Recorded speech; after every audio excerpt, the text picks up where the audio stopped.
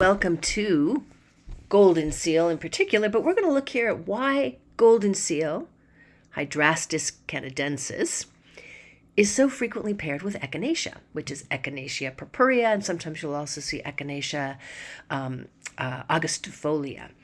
Now,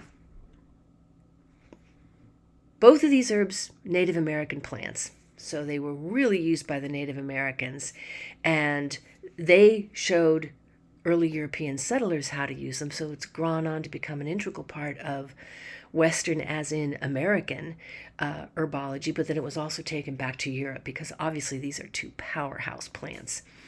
Both of them are interestingly endangered. They've been over-harvested in the wild, so this is one of those where I do a shout-out. Really make use of cultivated varieties. It's much, much better for the environment altogether. And they are together a classic example of what's known as mutually supporting herbs. So Goldenseal altogether has this property of enhancing whatever herbs it's paired with. So it's often going to show up in formulas for that reason alone, let alone its own strength. But you put it together with Echinacea and there's just this, they're like a magic duo. You almost always see them together because they have this phenomenal capacity to both of them bring out the strength of the other herbs, so that it makes them really a dynamic duo. Goldenseal is going to be associated with the respiratory system, the liver, stomach, so digestive in that regard. It's the root and the rhizomes that are largely used. In the West, it's known for, and also it's a bitter plant, astringent and cooling. Echinacea is going to be identified with the respiratory system and the spleen, moving a little bit into the digestive area, but kind of the blood area more, because we're talking about it there from a traditional Chinese medicine perspective. From a Western point of view, Echinacea leans towards the analgesic end of things, also anti-inflammatory, also antimicrobial. So you see they have this overlapping strength, synergies that just get pushed together: anti-inflammatory, antimicrobial, astringent, cooling. They're both cooling herbs. Echinacea is going to tend to be a little more pungent. Goldenseal is going to tend to be a little more on the bitter side. Echinacea, you can use the root, but it's the flowers, the leaves that are often used as well. Goldenseal, we're sticking with the roots and the rhizomes. So from an Eastern perspective, Echinacea has also got this kind of moves blood capability, tonifies blood, tonifies what's known as Wei Qi, this external part of the body, the defense mechanism that's the external. So those early stages of colds and flus.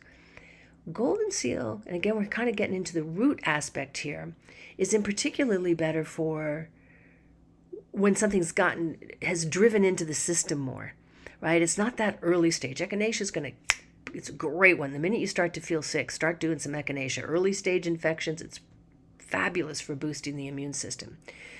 Goldenseal kicks in when you're starting to get too much mucus. It's the infection starting to take hold. And those can be real nuances. At what point has an infection gone from early stage to longer? Now, it's kind of obvious if it's moved into the 1 week stage, you're in the longer. But that nuanced place means that the two of them together kind of help play off each other to keep it from driving in and becoming deep in the system. Goldenseal is also very, very good for kind of the lingering infections. It contains berberine, and this is a compound that's found in many plants, very popularly used in traditional Chinese medicine, and it's very good for digestive issues and all kinds of things, heart health, lots of stuff. But it makes for its own certain kind of oomph, if you will.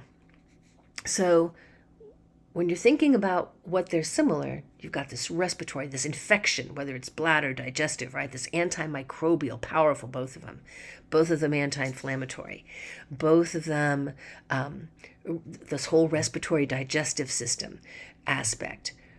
Echinacea, we're leaning a little more towards the flower. That's kind of nice. It's the above ground part. Yes, you can use the roots, but In Goldenseal, we are using the roots.